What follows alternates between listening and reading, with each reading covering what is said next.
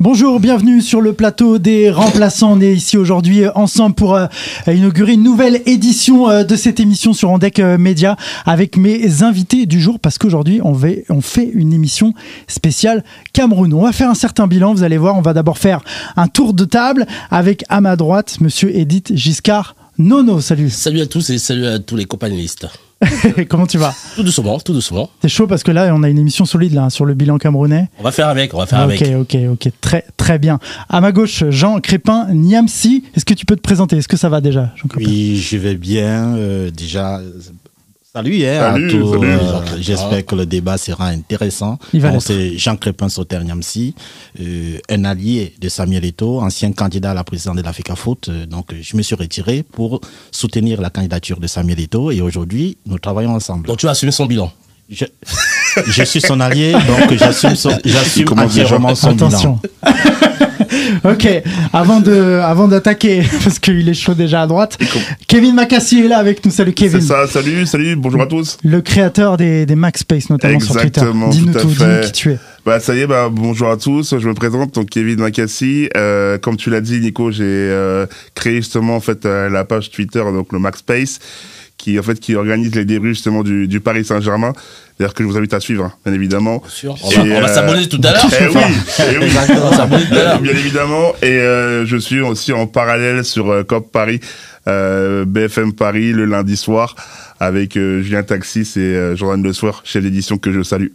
Très bien. Toi, c'est congolais, hein. C'est côté Congo. Toi, exactement, tout à fait. 4e de la CAN, je vous rappelle, les amis. C'est vrai. Ouais. Félicitations encore. Attention. Merci. Félicitations. Commence pas avec les conflits direct. Bon, on va annoncer les sujets. On va faire un tour des sujets qu'on va évoquer parce qu'on va faire un bilan de la présidence depuis décembre 2021. Samuel Eto'o donc est à la présidence de cette fédération camerounaise. On va faire un état du football camerounais aujourd'hui. On va parler donc du bilan de Samuel Eto'o à la tête de la fédération. On va parler du limogeage de Song et on va parler du quid du prochain sélectionneur. On va faire un petit retour, un petit comeback sur son interview sur France 24 qui a fait polémique. On va expliquer pourquoi et nous on va analyser cette interview et revenir dessus. Et puis on va finir par l'affaire des binationaux en équipe nationale. C'est un sujet, je te vois hocher la tête, mais c'est vrai que c'est un sujet qui est toujours là et c'est un sujet qui est toujours d'actualité. Donc on va en parler avec plus de précision aujourd'hui. Alors on commence par le bilan de Samuel Eto'o. On va d'abord faire un petit point. Je l'ai dit, il est là depuis décembre 2021. Le slogan de campagne: redonner au football camerounais toute sa grandeur. Maintenant, il y a des tableaux, des bilans. Je vais commencer par toi, Jean Crépin. Quand tu es de son côté, hein, ok, redonner au football camerounais toute sa grandeur. C'est vrai que là, par rapport à tout ce qu'on entend, le bilan sportif est plutôt mitigé. Il y a des problèmes en club, de qualification en Ligue des Champions, etc. Il y a un bilan mitigé, mais il y avait un état du football camerounais qui était aussi compliqué avant l'arrivée de Samuel.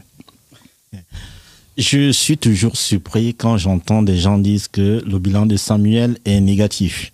Or, Samuel arrive, il trouve une fédération qui est en agonie. C'est ça qu'on veut comprendre. Oui, c'est une fédération qui est en agonie. Je suis aussi président de club de football. Donc, avant Samuel Eto'o, les matchs étaient interrompus, le championnat était interrompu chaque temps. Maintenant, Samuel arrive, le championnat n'est jamais interrompu. Ok. Le championnat national n'est jamais interrompu. On est parti des financements de 8 millions à plus de 20 millions aujourd'hui, et 40 millions pour les clubs Elite One, 25 millions pour les clubs Elite Two. On ne peut pas parler du championnat, du bilan de Samuel Eto'o négatif. On avait des stades qui étaient complètement vides. Donc, Cameroun ne s'intéressait pas, le Camerounais lambda ne s'intéressait pas au championnat. Aujourd'hui, on en parle. Et j'ai parfois l'habitude de faire un tour sur les algorithmes de Google. Et je trouve que l'Africafoot est l'une des fédérations les plus parlées à l'heure actuelle. Bilan positif ou négatif, hein, ça dit actualité positive. Dont on parle le plus, c'est ça que tu veux dire. À tort ou à raison. À tort ou à raison, mais c'est une fédération. Samuel attire le public, attire les critiques, c'est normal.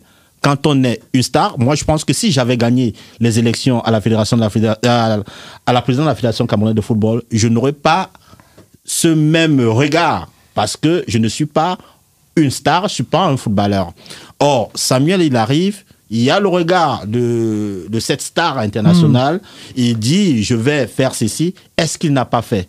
Aujourd'hui, quand on parle que le Cameroun n'est pas allé loin, est-ce que l'Algérie est allée loin?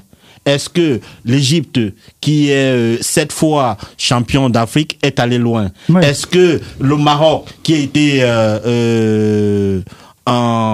la Coupe du Monde, qui a représenté très très loin le continent africain, est allé loin? Le Cameroun est quand même arrivé. Et le Sénégal, que les médias ont annoncé que le Sénégal va gagner la Coupe d'Afrique. Est-ce que le Sénégal a gagné? Non. Pourquoi on va arriver aujourd'hui?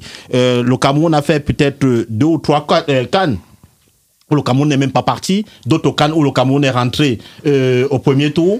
Le Cameroun, ça fait combien de temps le Cameroun à la Coupe du Monde? Le Cameroun n'est même pas rentré avec 1 point. Le Cameroun est parti à la Coupe du Monde, le Cameroun est rentré avec 4 points. Alors que d'habitude, le Cameroun rentre avec 0 point. Oui. Alors, mais sur quelle base on va s'asseoir pour dire que le bilan de Samuel Eto'o est négatif?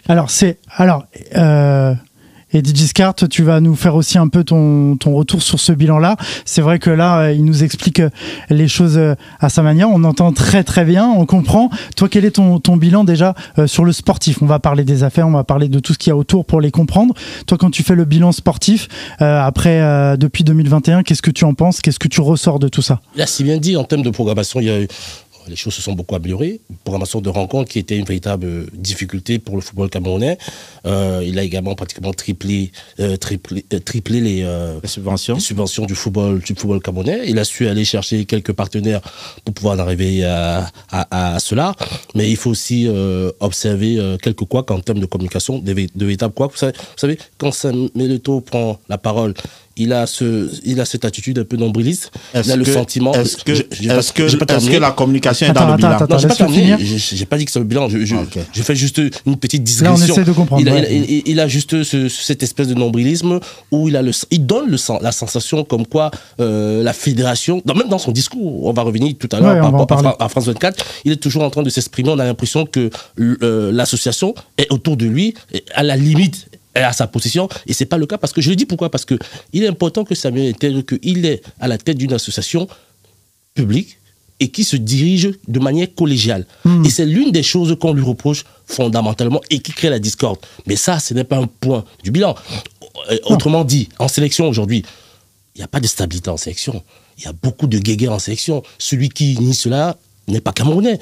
Il y a beaucoup de guerres en sélection entre les joueurs actuels et Samuel. Il y a un conflit de génération. On se souvient, la Coupe du Monde, ça a pété entre son jeune protégé, André, et à la Coupe d'Afrique, c'est encore pété. On a voulu expliquer au monde entier que pendant la Coupe d'Afrique, on peut se passer d'un gardien titulaire à Manchester pour mettre à la place un gardien qui est remplaçant à Nîmes, avec tout le respect et la considération que je dois à Fabrice Ondoa. Il y a autant de choses qui font en sorte que aujourd'hui, malheureusement, il faut le dire, Samuel est arrivé en sélection. Jusque-là, vous ne parlez pas du bilan. Est arrivé en sélection. On va en parler après. Je te laisse finir. Samuel est arrivé en sélection sur un piédestal et il est malheureusement pour lui en train tout seul de se désacraliser progressivement. On va y revenir après. On va y revenir. Kevin, toi, tu as un œil plus extérieur sur tout ça. Ouais, donc j'ai envie que tu t'exprimes là-dessus. Comment tu vois, toi, globalement, le bilan? On parle vraiment du sportif, on parle de ce bilan-là. On va rentrer dans le détail plus après.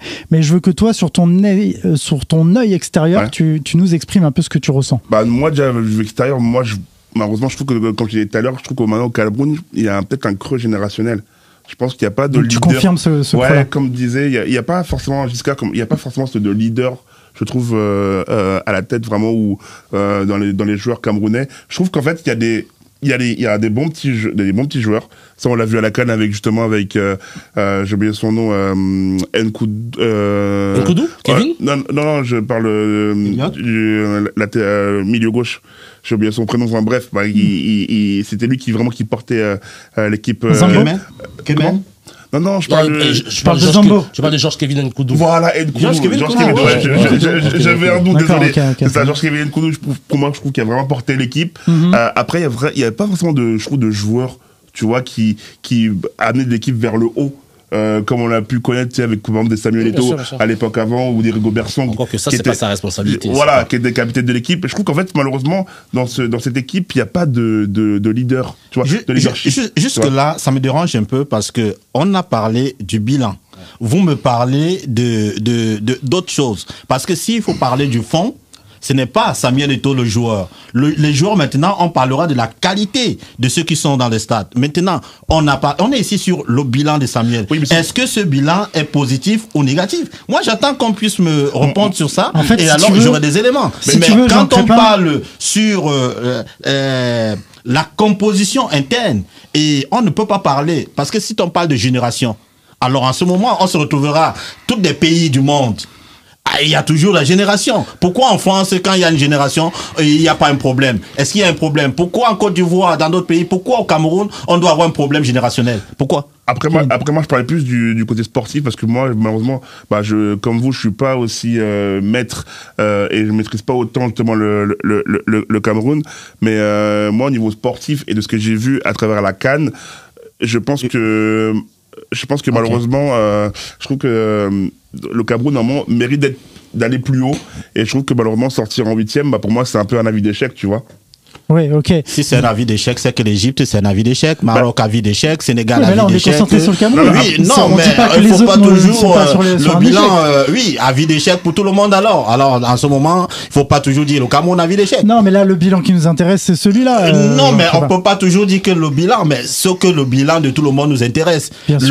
L'Égypte a 7 Coupes d'Afrique, un bilan d'échec. Le Maroc, l'Algérie, tout ça, et surtout l'Algérie, chaque fois, il rentre au premier tour. Alors, mais pourquoi on s'entête sur le Cameroun, sur le bilan?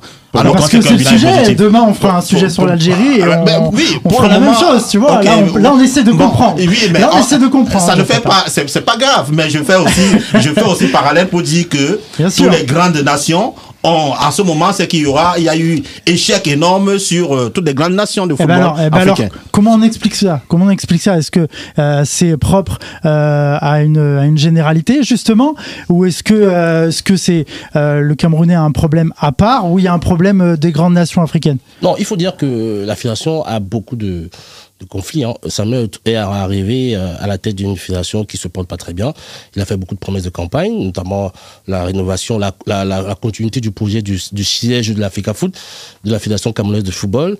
Il a promis aussi de faire de construire des stades au sein de différentes provinces. Aujourd'hui, 2 ans, 3 ans après, on se plaint encore que rien n'a été fait. Bon, c'est vrai qu'il y a qu'il y a quelques semaines, on a vu les chantiers du côté du nord-ouest Cameroun, avec notamment le stade de Bamenda, qui ont commencé un peu à se faire assez rapidement. Mais en dehors de ça, il y a beaucoup de points d'interrogation de la sorte. Il avait promis, c'était l'une de ses promesses de campagne. Il avait annoncé janvier dernier qu'il commencerait les travaux. Un an plus tard, les travaux du siège de la Fédération camerounaise n'ont toujours pas débuté. Il y a plein de promesses de campagne comme ça qu'il a faites, qui malheureusement n'ont pas abouti. Jean Crépin qui est ici présent et qui fait partie de ceux qui J'ai envie de savoir. Justement, j'ai envie d'avoir sa réponse là-dessus. On est sur un bilan au bout de moins de 3 ans. Est-ce que finalement tout ça est possible sur un laps de temps si court par rapport au chantier qu'attendait Samuel Eto'o sur la fédération, sur le football? Et là, je parle pas de la sélection, je parle du football camerounais dans son ensemble. C'est une élection qui a suscité aussi beaucoup d'enthousiasme au Cameroun, et peut-être qu'on en attend trop vite, trop rapidement de la part de Samuel Eto'o. Effectivement, moi je pense que je vais répondre par la dernière. Ouais. Oui, on attend beaucoup de Samuel. Il a promis, certes, c'est son projet qu'il a présenté. Est-ce qu'il ne s'est pas trompé sur les délais? Non, il n'a jamais. C'est-à-dire, il a un mandat de 4 ans. Mandat de 4 ans. Il est encore à sa 2e année. Samuel n'a pas encore. On ne peut pas faire le bilan définitif à mi-parcours. Qu'on attend les 4 ans de mandat de Samuel. Et de l'autre côté, quand on parle, il n'a pas fait ceci, il n'a pas fait cela. Pour ceux qui connaissent le Cameroun, ces choses ne sont pas toujours faciles. Est-ce que les stades qui ont été mis à la disposition de l'Africa Foot, est-ce que tous ces stades, tous ces terrains répondent administrativement à la demande de l'Africa Foot? Parce que ça ne sert à rien de commencer les travaux, parce que les sont ces promesses de campagne. Oui, mais ces promesses de campagne. Non, les stades de province. Pourquoi il fait les promesses du coup? Non, c'est parce que lui, ce n'est pas. T'as parlé d'un certain délai. Non, Samuel Eto'o est quand même un président qui a bénéficié des stades au Cameroun ultra modernes. Faites très attention, parce que quand vous dites ça, On a aujourd'hui, je vais refaire un retour en arrière, on a l'immeuble, le siège de la FECAFOOT, qui a commencé, lui, le siège qui a commencé depuis des années, qui est là. Qui est toujours en attente. Qui est toujours en attente. Il s'est engagé à faire des travaux depuis plus d'un an. Samuel, il s'est engagé exactement à faire des travaux. Mais s'il n'a pas jusqu'à présent commencé les travaux, vous pensez que la faute revient à Samuel ou bien il y a des problèmes litigieux? Non, on ne l'a pas accusé en tant non, responsable. Non, on n'est pas dans un procès. Le procès n'est pas mais c'est pour cette raison que je vous dis encore, vous ne pouvez pas faire parce que les démarches administratives sont en cours. Parce qu'il ne peut pas se lever. Allez, lui, il donne les dates. Maintenant, il dit, je commence à tel moment. Lui, il a envie de commencer. Mais de l'autre côté, on a une administration qui est lente dans la paperasse. Il n'arrive pas à voir toute la documentation possible pour commencer. Le dossier Coq Sportif, One Sport, qu'est-ce qu'il en est? Non. Mais qu'est-ce qui s'est passé est-ce qu'il y a un problème par rapport à ça? Comment ça? Est-ce qu'il y a un problème par rapport à ça? Est-ce que les Camerounais, est-ce que les Lions indomptables vont jouer? Est-ce que les Lions indomptables vont jouer? Est-ce que les Lions indomptables vont jouer? Voilà, stop. On va juste replacer l'affaire Coq Sportif pour que les gens comprennent. C'est une histoire d'équipementier. Ok, parce que là vous êtes partis dans tous les sens, personne n'a compris de quoi on parlait. L'affaire Le Coq Sportif, pour résumer, c'est une affaire d'équipementier. La fédération s'est retirée de. Est-ce que tu peux nous expliquer? Elle s'est retirée de ce partenariat avec Le Coq Sportif. Le contrat est en cours à l'arrivée de Samuel. Il a été arrêté. Le contrat est rédigé par qui? Par les êtres humains, non? On est d'accord. Oui, mais je peux rédiger un contrat et je peux rompre le contrat. Samuel a considéré que le Coq Sportif ne remplissait pas un certain nombre et alors? Et c'est une erreur. Et c'était vrai. Donc il est parti en procès avec tout ce que cela. Et vous critiquez quoi dedans? Non, il a dit que c'est vrai. Et les risques que tout cela comporte par rapport à cette procédure. Quel risque? Qui est d'ailleurs pardonne parce que non mais il y a eu des décisions, les décisions du tribunal sportif de Paris. Non, ce sont vos décisions. Comment ça nos décisions? Non, ce sont vos décisions. Jusqu'à l'heure actuelle. Jusqu'à l'heure actuelle. Vous avez un procès verbal qui condamne. Attends, vous. Mais je dis, parce que quand tu dis au niveau, le Coq Sportif, on a condamné. Est-ce que vous avez la condamnation? Mais ça a circulé sur les réseaux sociaux. Donc, on attend dans cette condamnation qui fixe le montant que la FECAFOOT doit payer à au Coq Sportif. Tant que vous n'avez pas ça. Donc, n'avancez pas rapidement. On nous a vendu One Sport comme quoi c'était le contrat du siècle, jamais vu, etc., etc. Finalement, les mêmes qui nous ont dit que c'était le contrat du siècle, à la fin de la CAN, ils sont venus dire que même One Sport, franchement, ils ne respectent pas les conditions. C'est ça un bon manager. Non, mais comment c'est un bon manager? Un bon manager est capable. Un bon manager. Vous n'avez pas l'impression que vous vendez du vent aux Camerounais? Non, on ne vend pas du vent. Je pose la question, j'en sais rien. Oui, mais je te réponds. C'est le même discours. Je te réponds tranquillement. Oui, bien sûr. On ne vend pas le vent. Un bon manager est capable de choisir une bonne maison et il se rend compte que cette maison a des difficultés, il se retraite. Mais il va dans une autre maison, il se retraite encore. Est-ce qu'il est déjà allé dans une autre maison? Samuel est là avec One Sport. C'est pas lui qui a signé le contrat Coq Sportif. Donc le contrat Coq Sportif ne remplissait pas les normes ou bien la légende de l'équipe nationale du Cameroun. Il a fait résilier parce que il a fait résilier ce contrat parce que il a garanti au Camerounais qu'il a trouvé un partenaire exceptionnel. Mais bien sûr. D'ailleurs, il a fait venir le directeur de cette boîte au Cameroun et on a vu la promotion sur les coups avec les médias, tout ce qui s'ensuit, etc. À la fin de la CAN, venu nous dire que voilà, One Sport également présente des insuffisances. Ils n'ont pas respecté leurs engagements. C'est ça un bon manager. Ils ont promis. Un bon manager doit savoir dire au peuple que voici, j'ai pensé que celui-ci était bon, mais malheureusement, il n'est pas bon parce que One Sport, il vient avec un contrat juteux. Le contrat juteux, c'est-à-dire peut-être que le bus, finalement, il était juteux par le contrat. Finalement, il était juteux. Il est juteux. Non, s'il vous plaît. Par rapport, c'est-à-dire, laissons le côté matériel. Matériel, c'est-à-dire le One Sport a promis remettre les bus. D'accord? À l'équipe nationale. Jusqu'à présent, les bus ne sont pas toujours disponibles. Bon, voilà. À l'heure actuelle des choses. La partie juteuse, c'est s'il vous plaît. Nos équipes féminines, quand vous voyez nos équipes féminines jouer, est-ce que vous les voyez jouer avec les maillots des hommes? Non, du tout. Non, donc One Sport, est-ce que One Sport remplit le contrat dans ce sens, oui ou non? C'est un mérite. Non, est-ce que One Sport remplit le contrat? Ou c'est un devoir? Oui, bien sûr. Non, c'est un devoir. Parce que, non, on va pas applaudir pour ça. Est-ce que le corps sportif remplissait le devoir dans ce sens? C'est un autre débat. Non, est-ce que le corps sportif remplissait le devoir? Est-ce que le corps sportif remplissait le devoir? Quand le corps sportif, toi, tu es là. Si ta femme porte toi tes propres habits, tu seras content? Non, du tout. Voilà. Donc, est-ce que quand on a le corps sportif qui, au lieu de livrer les maillots féminins aux femmes, on livre les maillots masculins, c'est un motif de rupture de contrat. Ça, c'est quelque chose qui s'est passé, ça? Bien sûr, nos filles jouaient avec des maillots, avec des shorts qu'elles retournaient à 4 reprises. Nos filles ne jouaient pas avec les vrais maillots. Les filles jouaient avec les maillots des hommes. Donc c'est un motif aussi. C'est-à-dire rien que ce petit motif. Maintenant, on ne parle pas sur la rentabilité financière. Et qu'en est-ce que cette rentabilité financière? Puisque au Cameroun, on attend toujours nationale comme la fameuse copie de ce contrat. Bon, je viens de vous dire que si rien que sur l'équipementier, c'est-à-dire sur les maillots,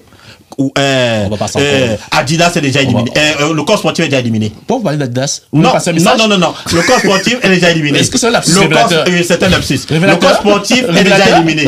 Donc maintenant, on continue le débat. Merci. C'était très bon. Ok, d'accord. Mais bon, là où il a raison, c'est qu'après, on peut pas non plus applaudir un équipementier qui respecte son contrat. Ça, c'est juste, c'est fait, c'est fait. Des choses. Il équipe comme on le dit, mais bon, après, je comprends qu'on revienne sur les choses qui n'ont pas été faites par l'ancien équipementier. Voilà. On va aussi revenir un peu sur tout ce qui se passe hors football. Il y a des choses qui sont faites. On va pas dire que c'est vrai. On va comprendre pourquoi ça tombe sur Samuel Eto'o. On a parlé, par exemple, de la signature d'un contrat. Je vais te parler. Kevin, est-ce que toi, tu as entendu parler de tout ça parce que tu as un œil extérieur? Ah oui. Là, on est vraiment à l'intérieur. Est-ce que toi, tu as entendu parler de ton œil extérieur des affaires hors terrain de Samuel Eto'o? Par exemple, si je te demande ça, est-ce que tu en as entendu parler? Rapidement, en tout cas, le débat était très animé, les amis. J'ai bien aimé, surtout moi qui ai un avis extérieur, c'était très intéressant. Ah ouais, je me suis pas rendu compte. Merci, messieurs. Moi, de l'avis extérieur, forcément, moi, je suis un peu à travers la presse. Et je salue La Tanière aussi, qui font un excellent boulot sur Twitter et qui mettent aussi pas mal d'articles dessus. Donc, je regarde à travers eux. Après, c'est vrai que j'ai noté quelques trucs. C'est vrai que tu parlais, on en parlera je pense après de Nathan Douala, il me semble, c'est ça. Après, concernant Eto'o, j'ai vu son interview sur France 24. France 24. Ça, on en parle après. Ah, on en parlera après. Il y a tout un sujet d'ailleurs, c'est dommage. Mais sinon, ouais, après, je vois d'un avis extérieur, mais c'est vrai qu'après, je suis pas vraiment entré. Si tu veux, c'est pour ça que je voulais qu'on l'évoque aujourd'hui, parce que si on lit bêtement ce qu'on voit sur Internet ou ce qu'on entend dans les émissions, on parle de la signature du contrat avec le site de Paris Sportif qui fait polémique, on parle de la polémique des matchs truqués à l'époque où Victoria était en Ligue 2, etc. On parle de beaucoup de choses. Il y a aussi le bouquin de Jean-Bruno Tagne qui s'appelle L'arnaque, et c'est aussi pour ça que tu es là, parce que on voulait en parler ensemble. Voilà, il y a toutes ces choses-là qui passent et qui partent autour de Samuel Eto'o et qui viennent un peu ternir ce bilan. C'est pour ça qu'on parle de bilan déjà au bout de 3 ans, parce qu'on se dit qu'est-ce qui se passe autour de lui? Pourquoi on a toutes ces affaires qui éclatent? Est-ce qu'on lui veut du mal? Est-ce que tout ça c'est vrai? Je te laisse d'abord intervenir et après tu auras le droit de réponse. Est-ce qu'on lui veut du mal? Je pense qu'il est vrai que dans le cas de Samuel, souvent autour de ses collaborateurs, on a ce sentiment qu'on il se passe en victime quand ça les arrange. Parce que moi, je te le dis, moi, je suis d'un avis complètement extérieur. Ouais. C'est vrai qu'à première lecture, tu te dis, le bilan sportif, il est catastrophique, mais on a compris pourquoi. Non, il l'est pas. Il l'est pas. Attention. Il n'est pas catastrophique. J'explique la lecture. C'est ceux qui disent que le bilan de Samuel est positif. J'ai pas fini. J'explique la lecture de quelqu'un qui lit juste le bilan sportif. Et Samuel nous a un peu habitués, entre guillemets, à des promesses trop démesurées. Non, mais sans ça. C'est-à-dire que un homme ambitieux doit toujours avoir des promesses. Mais pas démesuré. Un homme ambitieux, si tu n'as pas des ambitions, c'est que tu n'es pas un homme ambitieux. Il a promis au Camerounais au moins quart de finale pendant la Coupe du Monde. Il n'est pas arrivé au second tour. Il a promis. J'ai une ambition. En Coupe d'Afrique, je peux te dire que j'ai l'ambition aujourd'hui d'être chef de l'État. C'est mon ambition. À la Coupe du Monde, il n'est pas arrivé au second tour, mais finalement ils ont sorti. Pas lui forcément. Autour de lui ils ont sorti. Mais on a quand même battu le Brésil. Pour ça, on mérite d'être considéré. Non, Samuel Eto'o n'a jamais dit ça. Non, j'ai pas dit pas lui. J'ai dit pas lui. J'ai dit autour de lui. Autour de lui, ses collaborateurs. Mais là, ça vous arrange. Ça vous arrange que autour de lui on dit cela, mais ça ne vous arrange pas quand les médias, les gens disent que le bilan de Samuel est négatif. Donc le côté où on vient de l'autre côté, on dit non, le bilan est positif. C'est un bilan non, c'est un problème. C'est un bilan mitigé parce qu'il a mis la barre très haute. il n'est pas à la hauteur de la barre qu'il a mise lui-même. S'il avait mis la barre à un certain niveau relativement normal, aujourd'hui, il serait plus qu'intéressant. Mais je suis désolé, quand Samuel est arrivé à la tête de la fédération, il a promis monts et merveilles en si peu de temps, etc., etc. Et en si peu de temps, on a observé. Est-ce que ce qu'il a promis n'est pas respecté? Non. On a observé. Est-ce que ce qu'il a promis n'est pas respecté? On vient de parler de la situation du siège de la FECAFOOT. Et on a encore la. Est-ce que son mandat est terminé? Non, mais j'ai pas terminé. Est-ce que le mandat de Samuel est terminé? Mais il a annoncé la reprise des travaux depuis janvier dernier. Mais est-ce que son mandat est terminé? Ne criez pas, doucement. Les stades en province qui sont censés continuer, etc. Qui sont censés. Les travaux qui sont censés. Vous savez ce qu'on appelle un budget prévisionnel? Effectivement, mais si. Voilà, ce sont les aléas d'un budget prévisionnel. Ah, ok. Et qui en est responsable? Les Camerounais ou c'est lui? Est-ce qu'il a terminé son mandat? C'est trop facile, l'excuse, on va pas terminer son mandat. Est-ce qu'il a terminé son mandat? Il n'a pas terminé. Voilà, attendez. Et en plus, Samuel Eto'o nous a fait quand même un truc particulier avec son bureau exécutif. Je pense qu'il avait une mandature de 5 années, c'est ça, hein? Oui. Et avec de 4 ans. De 4 ans, ils ont pris la décision comme ça de passer à combien? Je sais pas, allez-y. Je pose la question. Non, ne me posez pas la question. Allez-y. Allez-y. Tu veux dire qu'il voulait rallonger son mandat? Oui, ça n'a pas été accepté. Oui, ça n'a pas été accepté, mais pour quand même qui voulait rallonger son mandat? Non, mais on a tous suivi ce qui s'est passé pendant. S'il vous plaît, s'il vous plaît. C'est vrai qu'il y a une... Alors, on va éclaircir encore une fois. Je vais éclaircir cette affaire. Juste éclaircissez là. Exactement. On va juste éclaircir encore une fois, c'est important que les gens situent à chaque fois de quoi on parle, parce que nous on sait de quoi on parle, mais pas toujours le téléspectateur. Okay. Là on parle, on a lu aussi le fait que Samuel Eto'o voulait allonger le mandat de ses équipes de 4 à 7 ans. Samuel Eto'o ne voulait pas rallonger, mais c'est ça qu'on veut comprendre. Est-ce que c'est vrai, pas vrai? Est-ce que pourquoi? C'est pas vrai. C'est pas vrai. Vous savez, il y a la FECAFOOT c'est une structure bien organisée. Il y a une assemblée générale composée de délégués, 76 délégués. Il y a une assemblée exécutive. Ils l'ont proposé de 7 ans. S'il vous plaît, est-ce que je peux m'exprimer? Donc voilà. À l'assemblée générale, comme à l'assemblée nationale, on vote une loi. Oui. On vote une loi, on dit, nous voulons que le président continue pour un mandat. Le président, on soumet la doléance au président.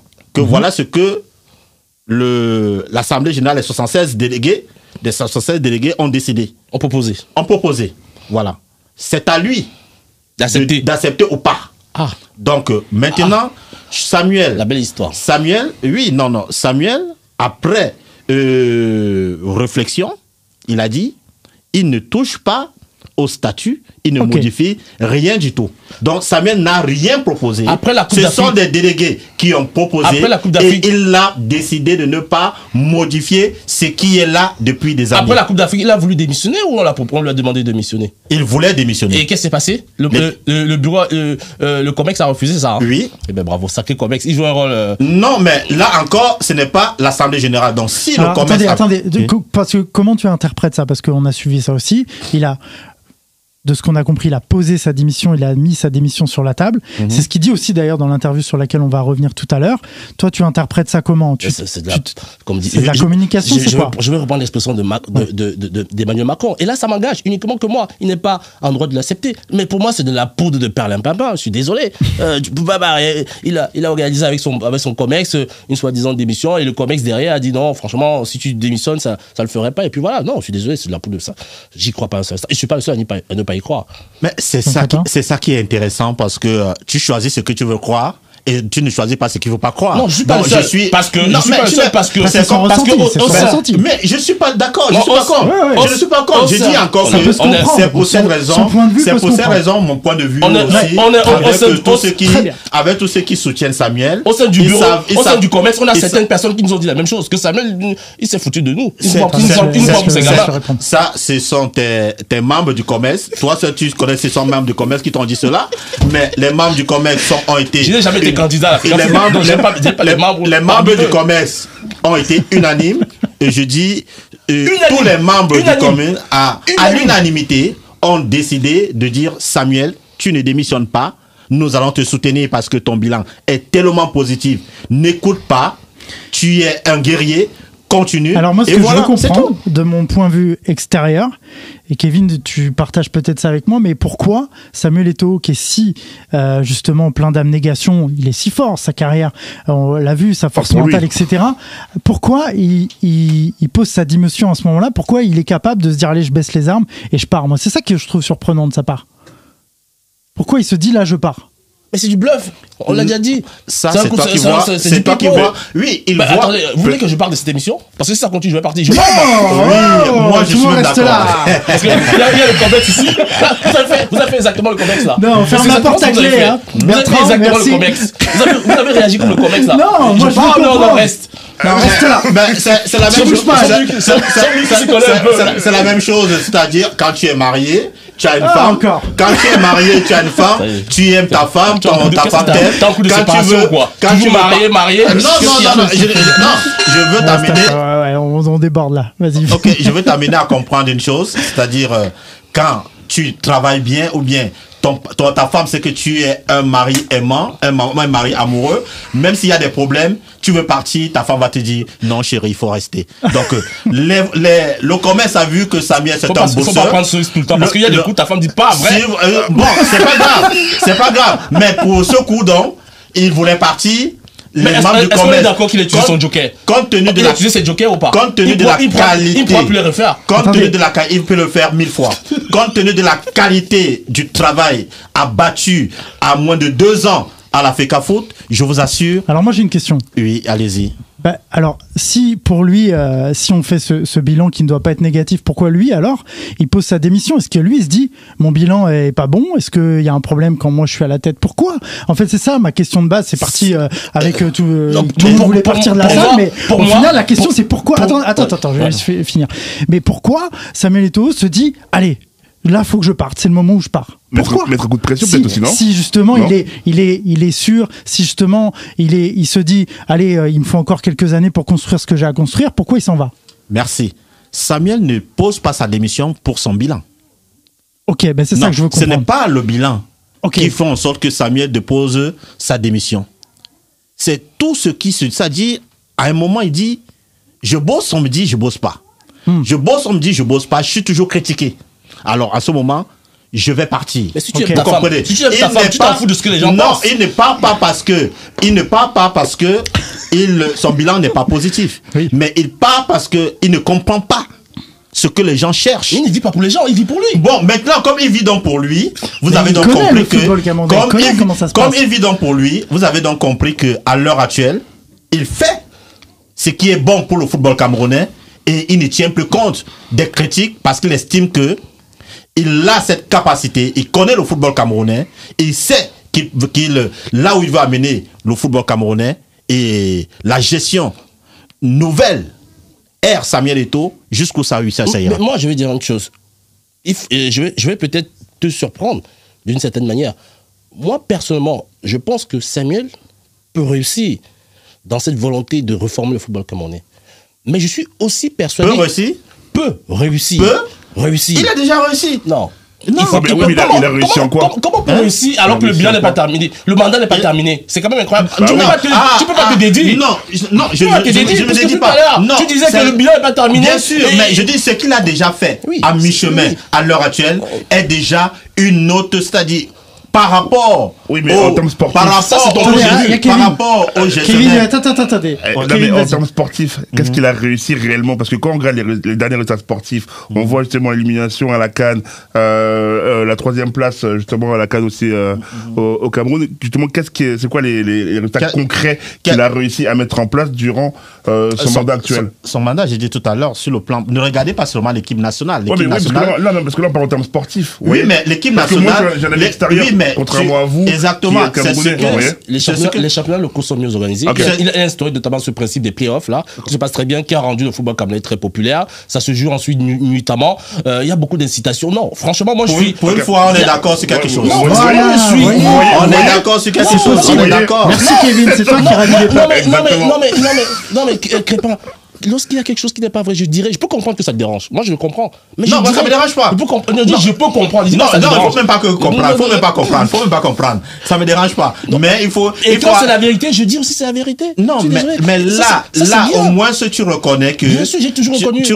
Tu reconnais que. Donc, c'était juste pour clarifier ça que le bilan de Samuel, mi-parcours, est plus que positif. Acceptons ça et on avance. Bueno, d'accord, comme disent les Espagnols, bueno. Parce qu'au niveau sportif, moi, dans l'extérieur, tu sais, quand on regarde les résultats, c'est vrai qu'il est dans localement, puisque moi j'ai toujours dit, l'état de santé d'une fédération ne se mesure pas à la sélection. Ça se mesure surtout au football local. Oui, localement, il y a eu beaucoup d'améliorations, ça c'est vrai. Aujourd'hui, il est en train de mener un autre cheval de bataille avec le trafic des âges, des joueurs, des jeunes joueurs, etc. Bon, c'est pas en train de bien se passer, ça commence très très mal. Mais bon, on va sans doute en parler au cours de l'émission, et puis voilà. Un peu comme nous, tu sais, au RDC. Tu vois, nous, le championnat, il était arrêté. Là, on a un nouveau coach avec De Sabre. Et justement, avec De Sabre qui essaie de remettre le championnat congolais, tu vois, à l'œuvre. Et justement, je pense, tu sais, de piocher aussi des locaux, potentiellement, tu vois. C'est vrai. Effectivement, on va basculer sur la question du sélectionneur. Monsieur, on a bien parlé de ce bilan. Merci pour toutes vos réponses. On comprend beaucoup mieux les choses maintenant. On va souffler un petit peu. On va redescendre. Personne ne sort de la salle et on va maintenant parler de la suite. Et notamment, pour parler de ce bilan, on est obligé de parler du récent limogeage de Rigobert Song. Kevin, je vais d'abord, avant de rentrer à l'intérieur du sujet, d'abord parce qu'après, vu que ça part très vite, je commence par toi, ton avis extérieur, Rigobert Song qui est expulsé, entre guillemets, pas expulsé, le terme n'est pas bon. Renouvelé, son contrat n'a pas été renouvelé. Il n'a pas été renouvelé, c'est tout. Ouais. Voilà, d'un avis extérieur, comment tu vois ça? Est-ce que pour toi c'est juste? Est-ce que c'est normal? Est-ce que tu l'aurais vu encore quelque temps à la tête de cette sélection? En fait, déjà, Rigobert Song, ça a déjà été un très très grand capitaine, donc forcément, ça, on peut que lui tirer le grand chapeau. Après, c'est vrai qu'au niveau coach, moi qui suis vraiment les comptes grâce à la tanière et qui rêve vraiment les matchs du Cameroun, j'ai vu qu'apparemment, il y avait quelques doutes au niveau tactique. Des fois, on lui reprochait justement de pas avoir de diplôme ou etc. parce que justement, il n'arrivait pas à manager l'équipe. Donc moi, à travers les matchs, c'est vrai que c'était pas forcément des matchs où on prenait vraiment du plaisir à regarder. Mais après, quand ça gagne, on retient quoi? C'est le résultat. Donc je pense que à travers le résultat, peut-être que ça a été bien. Après, je pense que le juge de paix, ça a été la CAN, forcément. Après, être éliminé contre le Nigeria en 8e de finale, je pense que pour Eto'o, je pense que ça a été peut-être la goutte de trop, peut-être aussi auparavant. Parce que je sais que, il me semble, dans les qualifications, vous avez un dernier match décisif, je crois, contre le Burundi, il me semble, où vous gagnez 3-0. Et donc, peut-être qu'avec les qualifications qu'il y a eu auparavant et la CAN, malheureusement, avec l'objectif qui n'a pas été respecté, peut-être que voilà, je pense que Eto'o a voulu se séparer malheureusement de son ancien capitaine. Après, je pense que Rigobert peut-être va rebondir en Europe, mais je pense. En Europe. Ouais, je sais pas, peut-être on sait jamais. On sait jamais. Tu donnes une compétence incroyable quand même. Non, on sait jamais, tu vois, parce qu'il a quand même ce background, tu vois, de joueur, donc il pourrait peut-être l'aider à entraîner. Après, c'est vrai que joueur et entraîneur, c'est vrai que c'est différent. Mais bon, après on verra par la suite. Je mets peut-être une pièce dans le jukebox. Il va rebondir. Il va rebondir. Vas-y, à toi. Non, il faut déjà dire que ça a été un élan de satisfaction nationalement lorsque, au Cameroun, lorsqu'on a fait le choix, l'ensemble des personnes, des protagonistes ont fait le choix de désigner à la tête de la sélection du Cameroun un local. Ça, c'était très attendu. Le fait que ce soit en plus une personne dont on est énormément fier au Cameroun, Rigobert Song, ça a été encore déculpé, cette satisfaction. Et effectivement, Rigobert Song a fait tant bien que mal. Il nous a sorti une situation compliquée pour la Coupe du Monde. On se rappelle du match à Bida. Ça a été quand même, le mérite a quand même été pour lui. Le fameux match, Toko Ekambi. Oui, Toko Ekambi. Ensuite, la Coupe du Monde, c'était sa première aussi, il faut le rappeler. Pour une première, il est plutôt positif. On revient avec une victoire, notamment face au Brésil. On n'a pas été ridicule comme les éditions précédentes. Mais néanmoins, à la suite des qualifications pour la CAN, ça a été très compliqué. Rigobert Song a montré ses limites. Pour ceux qui ne le savent pas, et ce n'est pas un secret que je trahis, Song a un statut, comme il le dit si bien, de manager-sélectionneur. Bon, c'est un jeu de mots qu'ils ont trouvé qui est très atypique au Cameroun, mais en réalité, ce n'est pas lui la personne qui est au quotidien en train de travailler la tactique avec les joueurs. C'est Migné qui a ce rôle-là. C'est-à-dire qu'en termes de compétences de qualification, ce mérite revient uniquement à Migné, Sébastien Migné, qui est aujourd'hui un sélectionneur à Haïti. Donc, avec tout ce qui s'est passé, surtout pendant la CAN, Song a affiché énormément de lacunes. Parce que, indépendamment du fait que ce soit Migné, il faut aussi, à côté d'une personne qui est du caractère, et puis voilà, on a aussi, Song a été aussi victime d'énormément de présence de l'hyper présence de Samuel Eto'o pendant les compétitions, c'est-à-dire que... Et d'ailleurs, j'ai une question, est-ce que c'est lui qui donnait des voix, les choix? On l'a vu justement avec Onana, qui était remplacé après Ondoa. Énormément de choix. Ça, je le dis de la manière la plus humble possible. Jean Crépin, j'espère que pour une fois, il va me rejoindre. Il va être aussi franc. J'ai été franc. Là, je vois qu'il dit rien depuis 2 minutes. Il y a eu beaucoup d'implications de la part de l'autorité au-dessus de Song sur le choix des joueurs. Ouais. Migné s'en est plein, Song s'en est plein. Et on a vu pendant la Coupe du Monde comment l'influence des coups de fil que le staff sur le banc recevait de la part éventuellement de Samuel, faut le dire. On l'a revu pendant la CAN, même si on va me poser la question de savoir si j'écoutais la liaison, tout ce qui s'ensuit. Bon, ça a été confirmé. Mais là, je vais te passer à un épisode, là, je sais pas si tu vas en parler après, Jean Crépin. Non, mais oui, parce que je vais prendre le temps pour mieux expliquer. Je vais répondre, ça c'est sûr.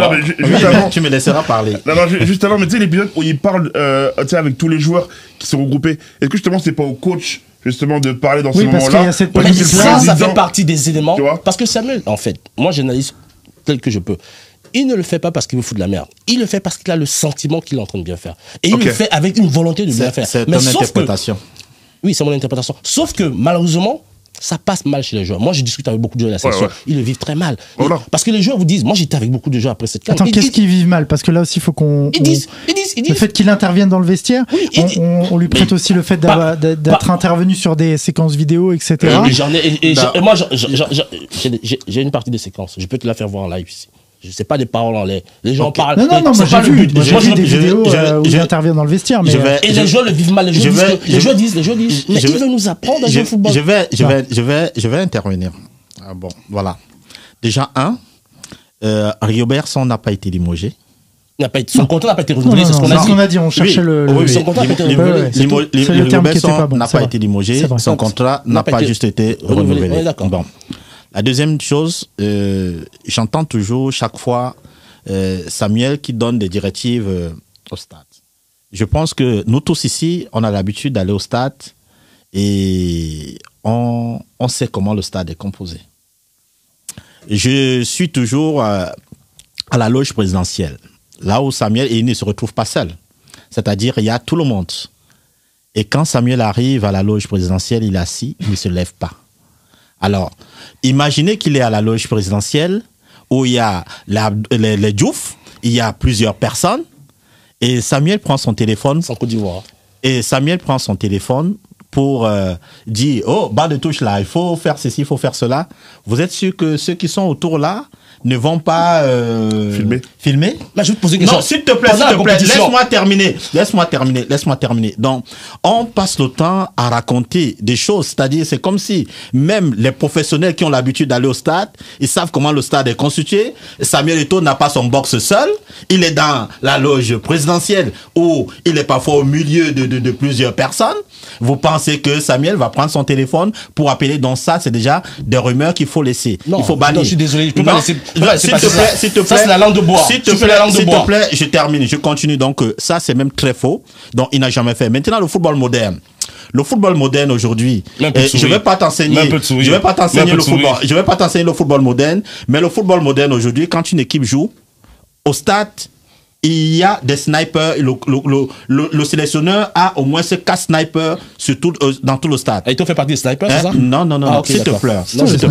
Donc, quand je parle des snipers, je parle des entraîneurs, je parle des gens qui sont... Et voilà, ces gens sont capables de prendre le téléphone pour dire au banc de touche, comme tu vois là, il y a telle personne. Donc, oui, ça se passe un peu partout. Donc, voilà.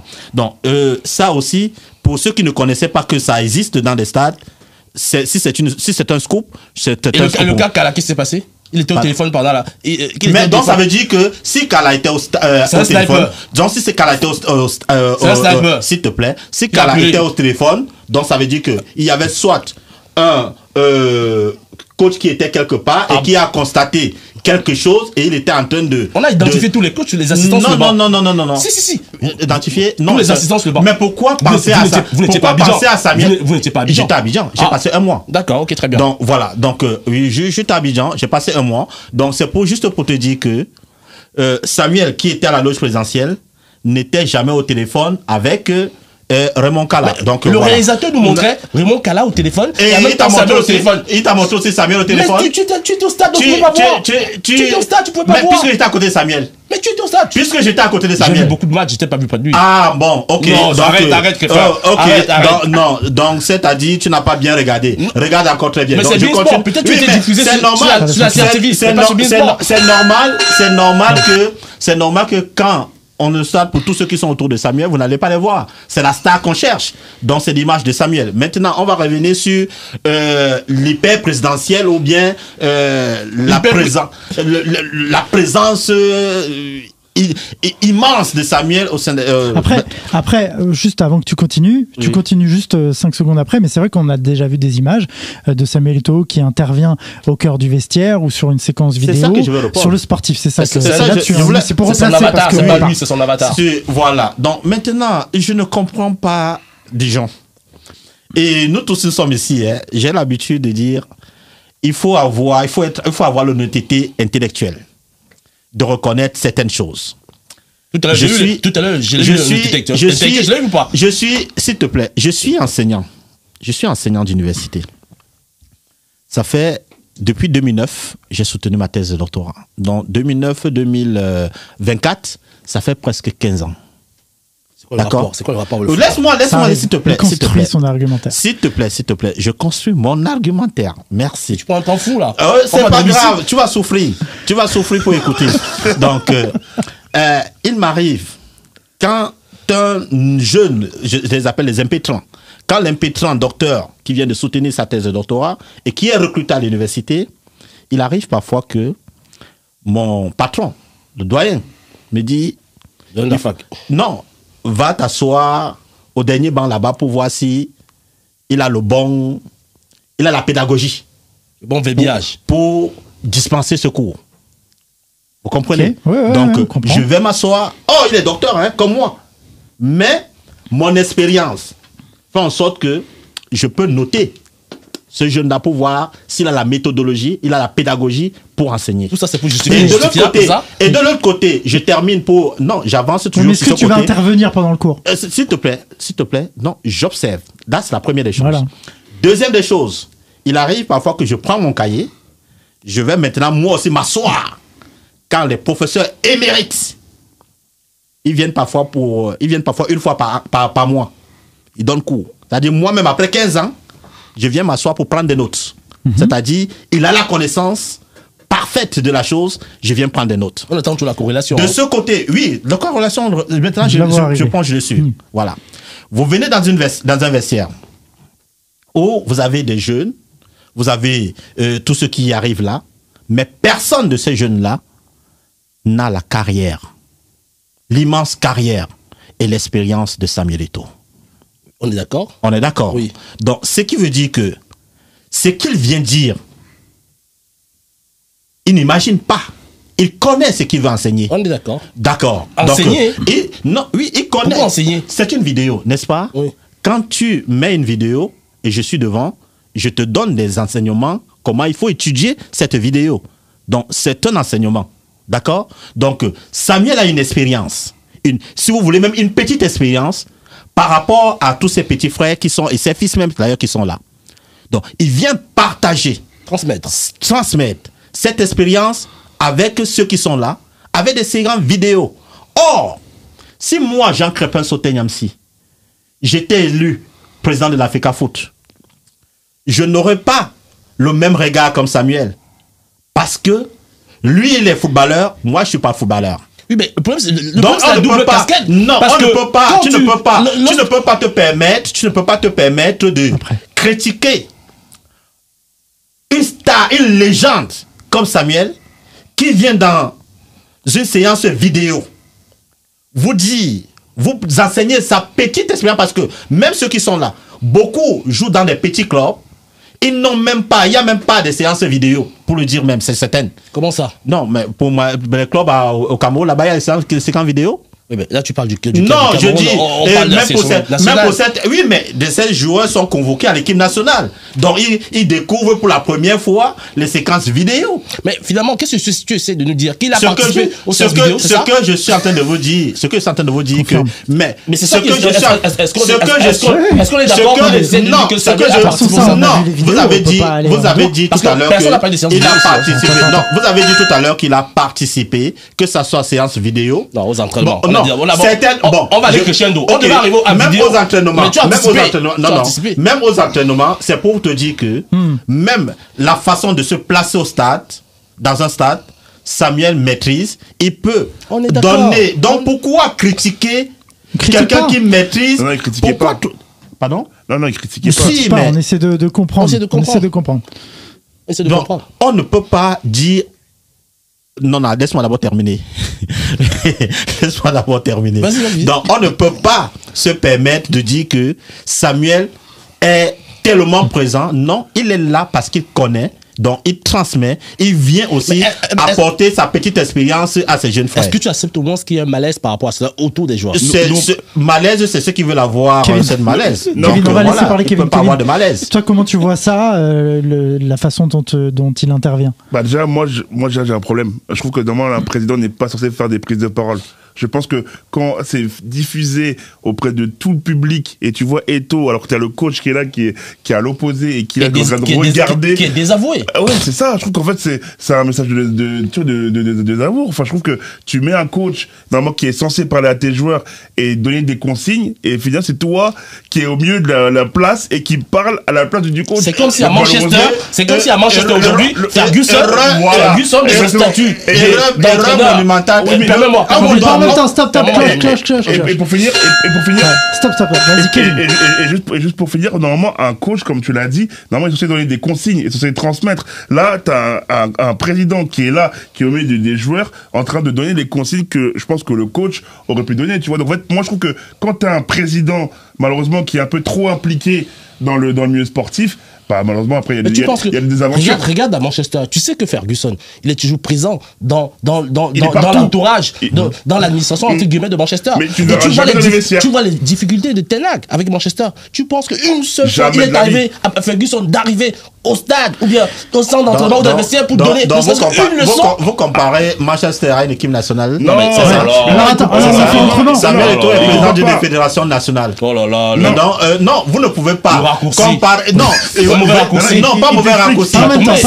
L'équipe nationale, les Lions Indomptables, c'est une équipe nationale. Donc, vous ne pouvez pas prendre une équipe qui appartient à un individu. Bon, je vais te vous ne pouvez pas prendre l'équipe qui appartient à un individu. Il est libre de faire ce qu'il veut. Mais Zidane, président de la Fédération de France. Non, même pas. Pelé a été à la tête de la Fédération du Brésil à un moment. Je pense qu'il y a eu une seule séance où Pelé elle a assisté, a fait ce que Samuel Eto'o a fait. Il était quand Pelé était président. Non, quand Pelé était président, les réseaux sociaux existaient. Ah, ok, d'accord. Donc tu ne sais pas. Les réseaux sociaux n'existaient pas. Et de l'autre côté, on est sur un plan où Samuel vient peut-être une fois, c'est-à-dire sur 10, peut-être 2 minutes. Il vient, les gens préfèrent séquencer cette séance. Mais est-ce que c'est son rôle? Non, il a le droit. Il a le droit. Tu t'es à Abidjan. Samuel a-t-il participé aux séances d'entraînement? Je ne sais pas. Je ne peux pas répondre à cette question. Comment tu peux pas répondre? Je ne peux pas répondre à cette question parce que je n'ai pas participé aux séances d'entraînement. Est-ce que du coup, c'est réellement un problème? Moi, je me mets en tant que supporter de l'équipe de France. Je me dis demain, Zinedine Zidane est président de la fédération. Ça peut arriver. Oui. Que vous dites qu'il est président. On ne nomme pas. Il est élu, il faut se battre pour être élu. Oui, c'est pas l'idée. Non, on ne nomme pas. On ne dit pas. Voilà, il faut se battre pour être élu. Oui, mais Kevin, du coup, est-ce que... Allez, Zidane, il rentre, il vient faire ce qu'a fait Samuel Eto'o. J'avoue que je suis partagé. Oui, c'est Zidane, il peut enseigner des choses. Je suis d'accord avec toi là-dessus. Comment réagiraient les Français là-dessus face à la légende? S'il y a une légende qui peut intervenir. Moi, personnellement, ça me dérangerait pas. Voilà, moi, c'est ça, c'est là où je comprends son discours. Même si Samuel participe effectivement constamment aux entraînements, ça me dérangerait pas. Mais ce qui me dérange dans de l'entourage de Samuel, c'est que ils sont dans le déni. C'est-à-dire qu'ils nient que cela a été vrai. Parce qu'ils ont l'impression, parce qu'il faut dire, il y a 27 joueurs lors de cette compétition qui étaient présents. Okay. Il y a le staff, potentiellement, je t'ai montré une séquence tout à l'heure, potentiellement 35 personnes qui ont assisté. Donc, ils veulent nous faire croire que toutes ces personnes qui peuvent plus ou moins propager cette information sont encore en train... Alors que si faisait un discours qui est simple, oui, effectivement, ça m'arrive de participer parce que voilà. Il n'y a pas de problème. J'ai l'impression ce qui dérange plus aussi. Kevin. Pourquoi être toujours malhonnête de couper c'est-à-dire 1 minute de présence de Samuel Eto'o dans les pour venir voir saluer ses jeunes frères et couper ça et dire que Samuel a participé aux entraînements, il a fait cela. De quoi tu parles? Stop, on reprend ça, Kevin, s'il te plaît. Stop. En fait, c'est pas ce qu'il veut dire. En fait, je pense que lui, ce qu'il veut dire, c'est qu'en fait, que les lumières aient été braquées sur lui. Et ça, en fait, qu'il veut signifier, qu'il veut te faire comprendre, c'est que, normalement, un président ne doit pas avoir les lumières braquées sur lui, alors que, justement, on sort d'une victoire, et normalement, le coach doit, justement, donner des consignes aux joueurs, parce que les joueurs... Ce qui te dérange, Giscard... On fait le travail. Non, attendez, j'ai l'impression ce qui te dérange... Attendez, s'il vous plaît. Ça fait beaucoup de cloches, là, en 30 secondes. Ce que j'ai l'impression qu'il te dérange, tu me dis si je te traduis correctement, c'est que Samuel Eto'o intervienne et soit aussi capable de contredire Rigobert Song et d'aller à son encontre devant les joueurs. Et je sais pas si c'est ça que tu veux aussi dire, mais est-ce qu'il est capable d'aller à l'encontre? Mais de ce que tu m'as dit tout à l'heure, j'ai l'impression que il avait l'impression t'avais l'impression qu'il donnait une leçon et c'est ça qui pouvait te déranger. Je sais pas si c'est ça que tu as voulu exprimer, mais je vous dis clairement, lorsque Samuel se met en scène, notamment lors de cette compétition, lors de la CAN, aux entraînements, certaines séances d'entraînement, mais les entraîneurs eux-mêmes n'arrivent pas à parler. Ah oui. Je vous dis clairement. Laisse-moi finir et après c'est à toi. J'échange avec beaucoup de personnes autour de ces sélections.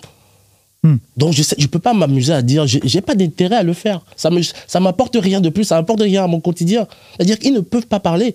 C'est-à-dire que Samuel les met dans une situation très inconfortable. Bon, à peine même s'ils osent eux-mêmes de lui dire.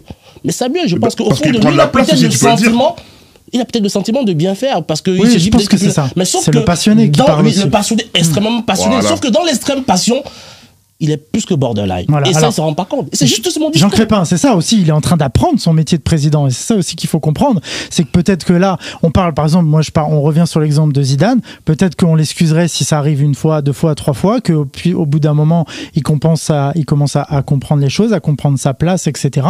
En fait, tout le monde pense que c'est légitime que Samuel Eto'o intervienne. Maintenant, c'est peut-être la forme, le fond, on le comprend. C'est peut-être la forme qui dérange. Tu vois. Non, là, il y a un point que Kevin a dit tout à l'heure, ça m'intéresse énormément. Et il a dit, il fait de l'ombre aux autres. Or, ça c'est... C'est malgré lui peut-être. Qui va vers Samuel? Ce sont des journalistes. C'est pas Samuel qui va chercher des journalistes. Nous avons des joueurs que le journaliste, moi je dis souvent que c'est un commerçant. Il cherche ce qui apporte de l'audience dans son média. Et ils ont pesé le coup, ils ont trouvé que... Un président vend le rêve. Non, Samuel est une légende. Non, je ne parle pas de Samuel. J'ai dit un président vend le rêve. Non, je dis on est sur Samuel. Hein, voilà. Donc c'est pour dire que non, parce qu'il a dit Samuel, sa présence couvre. C'est-à-dire, voilà, parce que tu as des journalistes là, qui ont parfois des joueurs, ils tendent le micro, ils se rendent compte que sur sa page ou bien ceci, ça n'a pas attiré l'attention. Ah, il invente une information. Non, il n'invente pas. C'est-à-dire, c'est pour dire quoi? Il passe le temps à tendre le micro à Samuel. Il passe pas à tendre le micro, à chercher où se trouve Samuel, l'image où se trouve Samuel, parce que pour eux, ils braquent leur caméra chaque fois sur Samuel. C'est pas Samuel qui va chercher les médias. Faites très attention. Donc ça veut dire que... Mais tu ça veut dire question, je comprends pas quelle question tu réponds là. En fait, Samuel fait de l'ombre aux autres. En fait, est-ce que le problème c'est pas justement, en fait, est-ce qu'il fait de l'ombre? Non. C'est parce que il est trop médiatisé. Parce qu'il y a personne. Parce qu'on est trop médiatisé qu'on fait de l'ombre. Il aurait fallu que Mbappé choisisse le Cameroun. Exactement. Et on aurait pu parler de Samuel Eto'o. Pardon? Non, Mbappé n'a pas atteint le niveau de Samuel. Mais s'il avait atteint, Mbappé n'a même pas encore dépassé. Oui, mais ce que je veux te dire. Non, mais sérieux. Non, Jean Crépin, c'est pas ça que j'ai dit. C'est pas ça que j'ai dit. J'ai dit si. Là, en fait, il aurait fallu qu'un joueur passe au-dessus de Samuel, mais je parle pas du joueur, mais en ce moment, il aurait fallu une grande star émerge de la sélection pour qu'on parle peut-être de quelqu'un d'autre que de Samuel Eto'o. On attend que ces joueurs-là tout le monde l'attend. Mais on attend, donc voilà. Ouais. Mais pour le moment, comme il n'y en a pas, malheureusement, ils vont subir Samuel. Il aurait fallu que les médias vont subir Samuel. Donc, les médias, le peuple va subir parce que c'est pas Samuel qui va chercher le média, c'est le média qui vient faire en sorte que Samuel soit toujours dans l'actualité. Alors que, et on a des joueurs comme Andro Nana, Zambo Anguissa et bien d'autres personnes. Mais pourquoi les journalistes ne braquent pas leur caméra vers ces gens-là? C'est comme en Côte d'Ivoire. On a tous les autres. On a par exemple l'un des joueurs les plus capés, Maestro, comment il s'appelle encore, le joueur ivoirien là, Maestro, Zokora DJ, qui est l'un des joueurs les plus capés en Côte d'Ivoire. Mais la caméra est toujours braquée sur Didier Drogba. Ça dit, malgré les autres, la caméra est braquée sur Didier Drogba. Il n'est pas président. Non, Didier Drogba, tu as vu. Regarde-moi encore cet exemple. On est en Côte d'Ivoire, malgré que Idriss Diallo est président de la Fédération ivoirienne de football. Mais la caméra était braquée sur qui? C'est vrai. La caméra était braquée sur qui? Sur Idriss Diallo ou bien sur Didier Drogba? Voilà, donc c'est pour dire que le caméraman, il braque là où ça apporte l'actualité. C'est tout. C'est pas Samuel qui fait de l'ombre à quelqu'un, c'est le média qui fait de l'ombre aux autres. Non, mais dans la continuité de ce que je disais, parce que toi tu allais dans tous les sens, mais ça, c'est ta responsabilité. Non, je viens de te situer, de te prendre un exemple. Je ne parle pas. Je termine pour dire qu'il a tellement désavoué ses entraîneurs, au point où, dans le sujet de la succession de Rigobertson, tu sais très bien, je pense que je ne cache rien, le ministre actuel, il est hors de question pour lui de prendre un entraîneur qui ne va pas avoir un certain charisme, une certaine hauteur. Ça, tu le sais très bien. Aujourd'hui, dans le profilage que le ministre est en train de faire, il est en train de rechercher des personnes qui vont être capables. C'est pas le ministre qui cherche. Alors, c'est très bien. C'est le président de l'Africafoot qui propose. Qui va valider. Le président de l'affaire, il a donc proposé, valider, peu importe, faites ce que vous voulez, valider sur la liste que le président peut proposer. Oui, mais si vous proposez des profils qui n'intéressent pas, il ne validera pas. On verra donc. Non, mais je ne sais pas. Je te dis ce qu'il en est.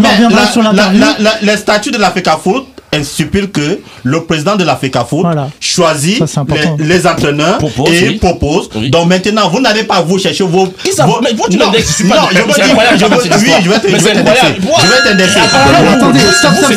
Après, Samuel, on parle dans son interview France 24, il y a quand même une intervention politique au-dessus sur le choix du sélectionneur. Ça, c'est une réalité. Il le dit. C'est une réalité. Il le dit lui-même. Oui, mais non. Il l'a dit, j'ai proposé une liste d'entraîneurs. À eux de choisir. C'est lui, c'est son devoir de proposer.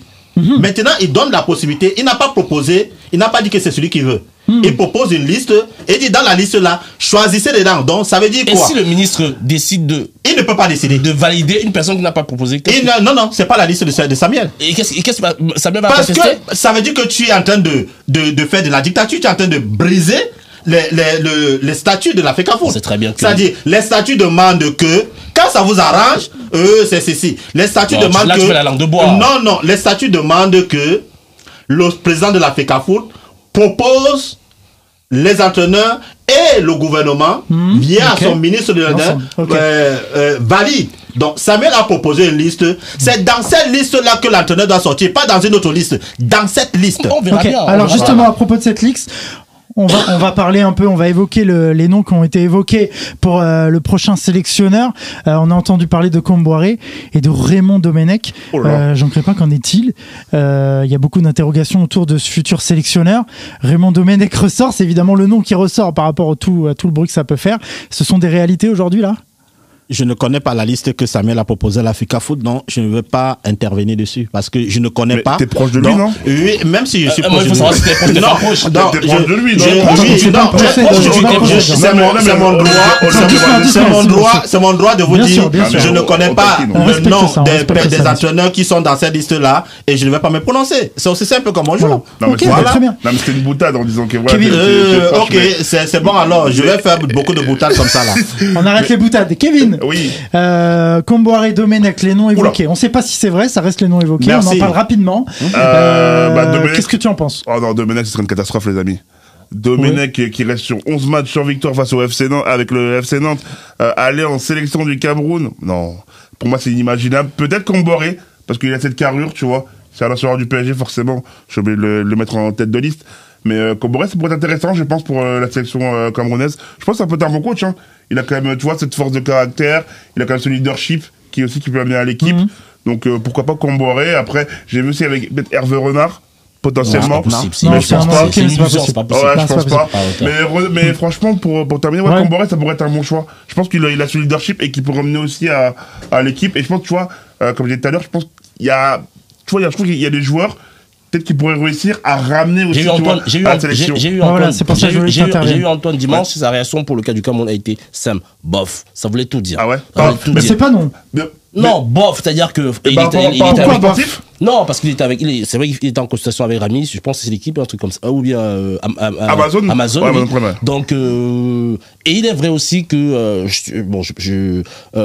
la semaine dernière, j'ai eu des retours au Cameroun parce qu'on voulait absolument, soi-disant, le cabinet du ministre voulait entrer en contact avec Antoine. Ouais. Donc il fallait trouver son numéro de téléphone, ce que j'ai pu faire.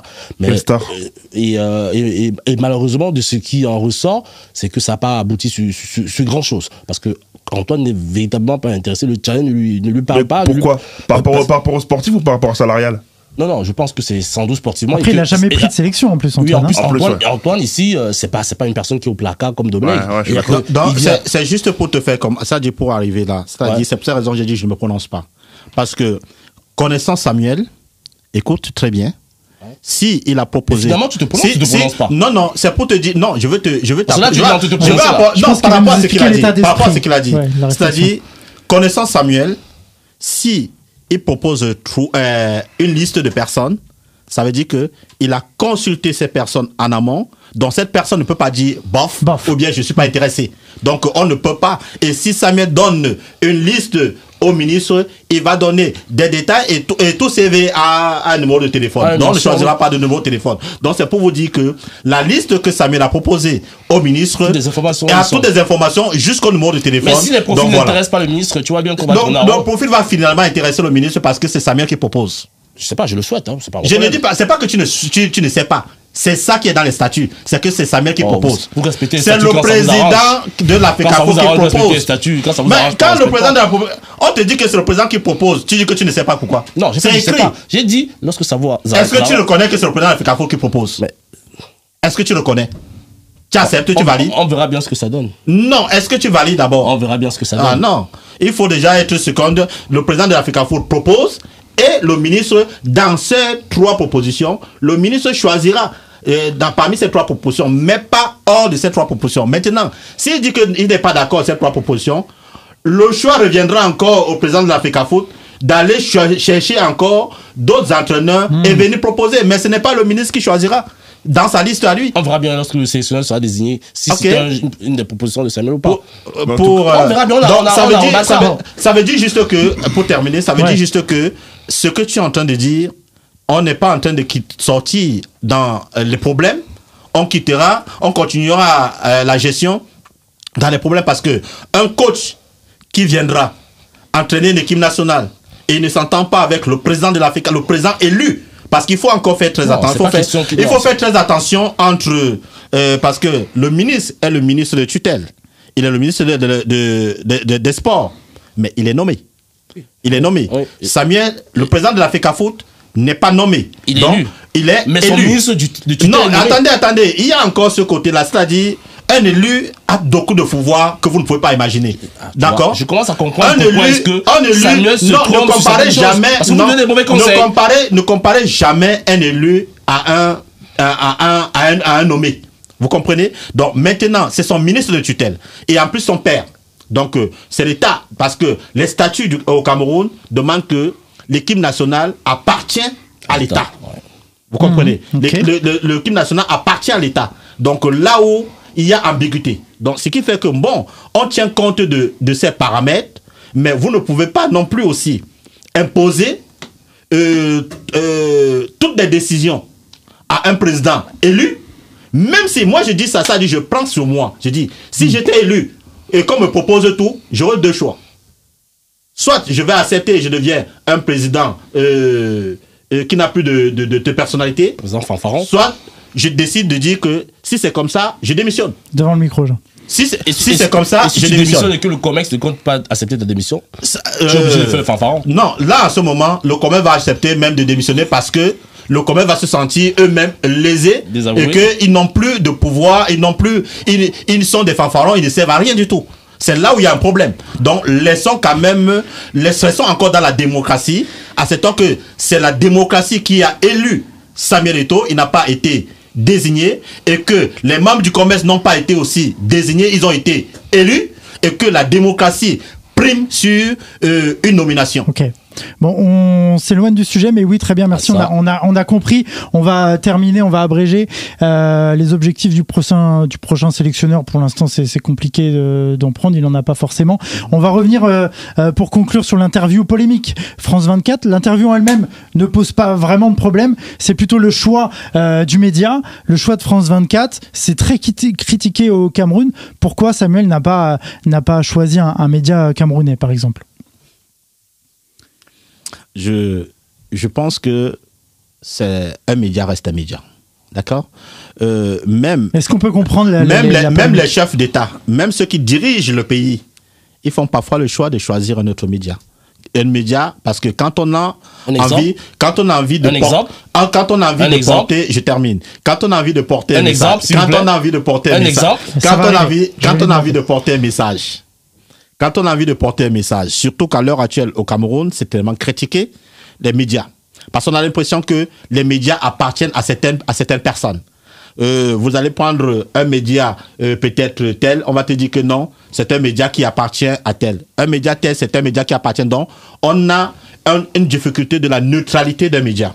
Or, Samuel était donc dans une position, pour moi c'est mon analyse, une position où il voulait transmettre un message à l'ensemble de la communauté camerounaise. Ce n'est pas à une personne. Parce que des Camerounais choisissent leurs médias par rapport à leur obédience politique ou bien à ceci. Donc, le choix d'un média international était un choix libre parce que son message était destiné à toute la nation. Voilà, donc c'est comme ça que À toute la nation. Oui, bien sûr. Il voulait passer un message. Voilà, c'était un message à toute la nation. Il y a des expressions, on en parlait tout à l'heure en off, il parle au peuple, la nation. Ça, c'est une personne qui est proche de Samuel. C'est-à-dire que voilà, c'est assez révélateur de ce qu'on se disait en off. Pour ajouter un peu de l'eau à son moulin, c'est que le porte-parole de Samuel s'est prononcé dessus. Il a dit clairement que, notamment la télévision nationale, c'est une télévision qui est orientée, il y a des désaccords, il a parlé de plein de choses qui ont choqué plus d'un. Raison pour laquelle Samuel, ne sait pas, selon lui, selon le porte-parole quand même de Samuel, qui est Ernest Obama, ne s'est pas positionné sur ce média. Et auparavant, à la décharge de Samuel, il s'était quand même, sa première interview qu'il avait donnée, c'était à Canal 2, le premier média privé au Cameroun. Ça, c'était tout à son honneur. Moi, personnellement, le choix de France 24 ou France 33, ça ne me choque pas. Ça ne me pose aucun problème. Il a le droit de faire ce qui lui semble bien. Mais où j'ai été interpellé, c'est le cadre de l'interview. L'échange. L'échange proprement dit. Tu penses à quoi, clairement? Il est assez clair. Ça me fait une communication de qualité, propre, sereine, comme il en faut, comme il en faudrait. Là, j'ai rien à dire. L'interview est convaincante. Ouais, elle est plutôt pas mal. Mais il y a des choses qui se passent. Franchement, j'aimerais qu'on me laisse 30 secondes sans m'interrompre parce que c'est parti. Cette top, technique. Maintenant. Samuel décide de faire l'interview avec Perelman. Pour ceux qui savent un peu comment fonctionne France 24, Perelman, c'est le journaliste qui fait des interviews avec les présidents et chefs d'État en Afrique. Ou encore, au mieux, les ministres d'État. C'est un choix qui n'est pas banal. Derrière, Perelman, qui n'est pas non plus un enfant, lui dit à la fin de l'émission, mais on vous soupçonne d'avoir des intentions politiques. Il évoque la présidentielle, oui. Présidentielle. Samuel qui répond en disant, effectivement, machin truc, il donne une réponse un peu farfelue comme ça, et puis voilà. Mais au-delà de cela, il y a un truc qui est assez poignant. Et ça, je vais vous interpeller parce que au Cameroun, il y a pratiquement... Parce que Samuel ne fait pas l'interview dans le plateau de France 24. Il fait l'interview chez lui. Le Cameroun actuel, il y a pratiquement 3 personnes qui sont capables d'avoir ce privilège à France 24. 3 personnes, pas plus. Samuel, le président lui-même, et voit éventuellement une autre personnalité. Sur le plateau de France 24. Avec Perelman. Je ne dis pas avec n'importe quel journaliste. Perelman. Maintenant, au Cameroun, il y a pratiquement peut-être 2 personnes que Perelman accepterait venir chez lui faire l'interview. Samuel le président. Parce que les autres ministres ne peuvent pas assumer, présenter leur domicile et leur bien, etc. Samuel le fait. Donc quand il se met dans cette posture-là, c'est un message qui dépasse le cadre du sport. Peut-être qu'il n'en a pas conscience. Moi, c'est l'analyse que je fais. Mais ça sort et je sais qu'il est assez intelligent. Donc, et dans le football camerounais, il y a cette guerre de clans, cette guerre clanique, etc., machin truc. Je ne dirais pas que Samuel y est dedans. Mais je veux dire que quand il a des communications de la sorte, de cette hauteur, c'est une communication très ciblée, d'une certaine hauteur. C'est-à-dire qu'il prend de la hauteur par rapport à beaucoup de personnes. Effectivement que les pontes du régime se sentent visés. C'est à eux que Samuel, dans cette attitude, s'adresse. Il ne s'adresse pas aux supporters du Canon, du Cameroun, de la sélection. Non, il est sorti de ce cadre-là. Il est déjà dans un cadre où il s'adresse aux pontes du régime. Que voilà le cadre dans son somptueux appartement dans le 16e, au boulevard Suchet, etc., etc. Donc, tout cela n'est pas perçu de manière anodine. Ça suscite des réflexions au niveau du régime. Ce monsieur, où veut-il nous amener? Quoi qu'il en soit, si ce que l'on pense ou ce qu'on dit de lui semble être là où il veut nous amener, on l'y attendra. Je fais un peu l'analyse. Je fais un peu l'analyse. Tu as terminé ton analyse. Oui. Est-ce que je peux reprendre rapidement? Ouais, juste avant, on terminera par toi. Kevin, ton avis sur ça. Samuel Eto'o, candidat à la présidentielle? Non, je pense pas. Après, je pense que vous êtes un peu plus informé que moi, mais moi, j'ai bien aimé sa posture. Il était très sobre. J'ai trouvé très sobre, jambes croisées. Tu vois, tu sentais qu'il, comme tu disais, il voulait mettre un cadre. C'est pas par hasard. À l'interview, tu vois. Tout est travaillé, tout est bien fait. Là, franchement, il est bien fait. Je suis entièrement d'accord avec toi. Et d'ailleurs, moi, je l'ai vu tout à l'heure dans le train. Et en fait, j'observais justement sa posture qu'il avait. Et sa posture, elle était vraiment intéressante. Parce qu'il avait les jambes croisées. Il était dans un cadre présidentiel. Voilà, il parlait naturellement. et puis même à la fin, tu vois, il dit alors, au niveau de l'entraîneur, etc. Et même, comme tu disais, à la fin, il lui pose la question justement sur la présidence. Et là, il botte en touche. Il évoque Georges Weah, quand même. Donc, en gros, tu vois, il avait cette posture. Et moi, comme je te dis, j'ai aimé, tu vois, cette posture-là. Parce que, comme tu sais, je pense qu'il parlait pas vraiment il parlait aux Camerounais, oui. Mais dans l'interview, on lui pose la question sur le secrétaire général de la présidence, M. Ngongo, qui, apparemment, il dit bien que oui, c'est un grand frère, machin, tout. Je ne pense pas un seul instant qu'il voudrait m'embêter, je sais pas quoi. Là, et il sait pertinemment que Ngongo, il est très proche, que c'est l'ami intime du ministre du Sport, avec lequel il s'entend pas, et il a reconnu qu'il s'entend pas. Ouais. Et là, on sent Samuel Eto'o en pleine langue de bois. Mais bon, c'est son rôle, c'est son droit. Un de ses collaborateurs ici, il nous en dira un peu plus. C'est vrai que moi, j'ai aimé, tu vois, la façon qu'il a eu de s'exprimer. Et puis, je pense qu'après, voilà, je pense que les Camerounais, je pense aussi, ont aimé. Et puis après, on verra par la suite. Est-ce que justement, ça va justement aider, à avoir un autre développement pour les années futures? Enfin, je sais pas, mais en tout cas, je le souhaite justement pour le Cameroun, tu vois. Déjà, ambition politique, Samuel, non. Pour le moment, voilà. Pour le moment. Ambition politique, Samuel, il n'est pas intéressé. Non, pour le moment. C'est lui qui l'a dit. Non, même sur France 24, il a dit non. Et il est là pour le football. Voilà, maintenant, c'est un Camerounais. Si un jour ça arrive dans sa tête, il va se lancer. C'est normal. Bon, voilà. La deuxième des choses, l'interview sur France 24 aussi avait, comme j'ai dit, il s'adressait au peuple camerounais. Parce que quand on prend un individu, comme une légende comme Samuel, on passe le temps à l'insulter, à ridiculiser, qu'il n'a plus rien du tout. On dit même qu'il loue au Cameroun. Vous savez? Donc, il vient aussi vous répondre. Il vient vous répondre d'une manière ou d'une autre.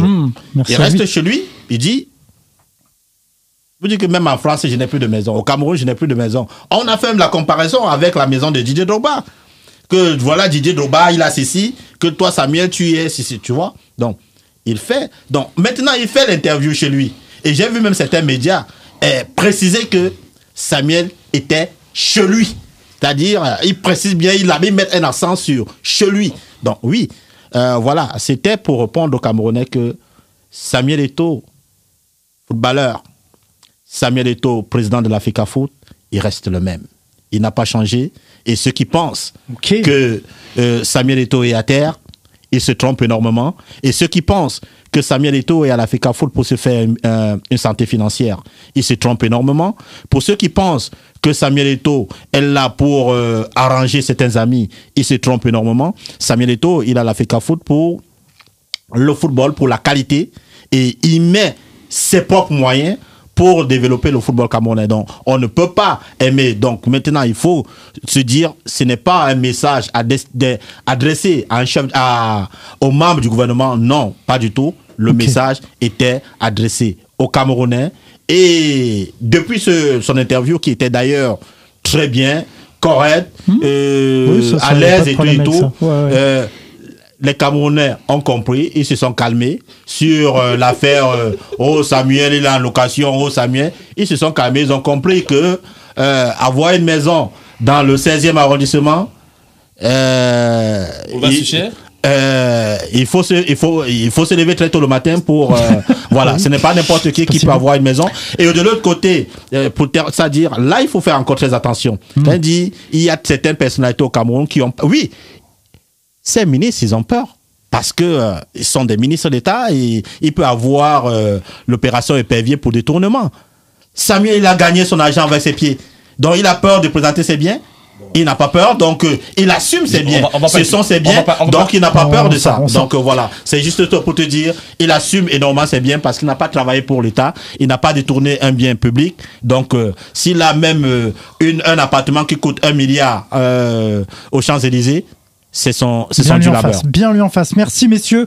On va conclure avec cette émission. On s'est régalé. On a appris plein de choses. Je vous remercie pour vos interventions. Merci à vous aussi de nous avoir suivis. On va faire un petit tour de table pour remercier tout le monde. Giscard, merci d'être venu. On te suit bientôt sur le plateau. Hein. Tu vas continuer les émissions avec nous sur les remplaçants. Jean Crépin, merci aussi. Bonne suite hein, dans le football et pour le Cameroun. On va suivre ça de très près. Rendez-vous dans 2 ans hein, pour faire le bilan final, comme ça on en verra un peu plus.